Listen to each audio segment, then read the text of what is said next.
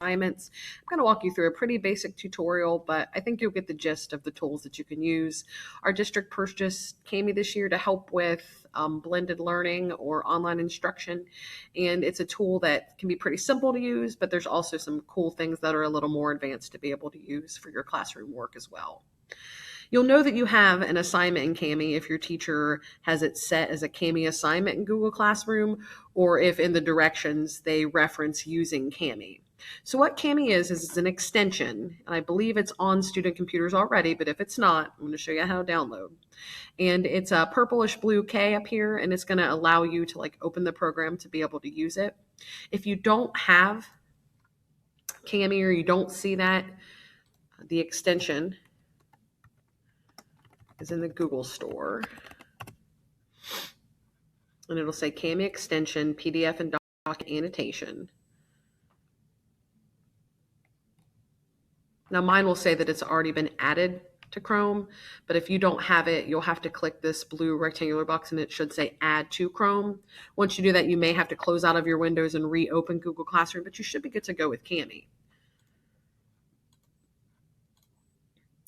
If you're in Google Classroom and you're opening an assignment and your teacher wants you to type in it or you do something with Kami, the assignment might just look like this on the screen as well. And you'll see the option to open with Kami, annotate with Kami. Annotate means to edit or to add on.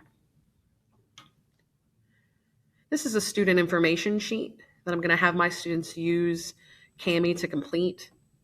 On the very, very basic level of Kami, what you'll see across the top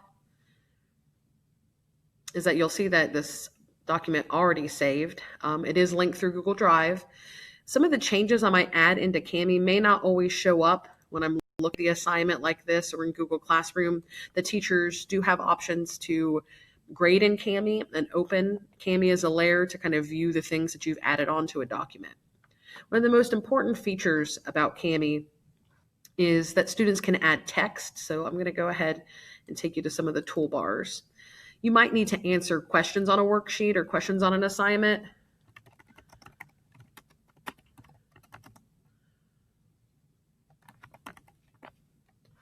And then you do have options to adjust the size. There is even an emoji icon, which I have to show you as well. Where's the mask? I'll put my little mask self. Okay. And then you also saw an option there for when you're putting in text to do voice typing. I would describe myself as a pretty serious student who focuses on academic work, period. I press the microphone again, and if I'm not the greatest typer, that could be a really great feature for me. I'm going to go ahead and change. This is the space between words to kind of get it to fit on the line right here. I can put it underneath there now. It fits as well. Do your best to get it to fit to size as well. You shouldn't really have to worry about the save feature, the print, or the download. Everything is linked through Drive. On the menu tab, what you might want is the undo button so that you can kind of undo something that you've made pretty easily. All right, let's talk about some of the other tools. You've got the dictionary tool, which if you highlight a word within the document, will define it for you. Great for e-text if you're reading a book on a PDF. You will see the option for text-to-speech. If you select the text-to-speech option and you just hit play, it'll start reading the entire page to you. Student information sheet on the line. Type your name, last, first. Feel free to answer using audio. Okay. And then you can also just select like a paragraph or a piece, even if you just want one word, like the word at, to be read to Add. you. And you can loop it. Add. And continue to play it. Student information sheet on the line. Okay, so that's a great feature. Markup is great for text and worksheets where your teacher might ask you to highlight something. That's your highlight. This is a box highlighter, which is just a bigger hunk of highlighter as well. Those automatically save, and then you can also underline if there's text that you'd like to underline with that underline feature. Pick your colors.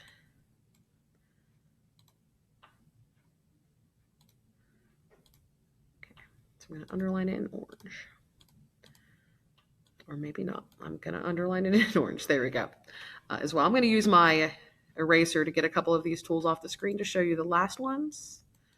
So we can get rid of those things. Can I get rid of my text pretty easy? Yep. Just like that, it's gone. If I want to change my mind, I've got the undo button down here, and I also have an undo right there in case it's something that I wanted to leave on there. You do have options for drawing on the screen. Please take it easy. An option for shapes, like if you want to do a multiple choice on there, but you can't really draw a perfect circle. Even gives you a place to put it. And then my favorite feature that I'd like to use with my students is going to be the comment feature. If a student has a particular comment they want to make, like they don't know how to answer this, like what is one crucial thing for you to know about me as a teacher, they can put a comment in, and they can type it in like, is this confidential? And they can also do that voice to text. I just don't want people knowing everything about me, period. Okay, so there's a way to put a comment into an assignment. This is great if it's writing or if your teacher can also give you comments that way too. You can do a voice comment to answer a question. So what I'm going to do is I'm going to select the voice comment. I'm going to select number 7, all or part of it. I'll do the whole thing. It does start automatically recording, so be ready about that. I'm going to complete 5 of these statements with what comes to my mind. One day I'd like to go to Hawaii. I couldn't survive a week without TikTok.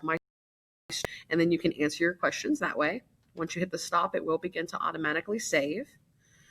And here is another great feature, and one that really allows you to have like a human connection, which is why, even though I hate recording myself, I've left my picture and like my face on, is because I think that with distance learning, we're really going to miss that, and that it's important.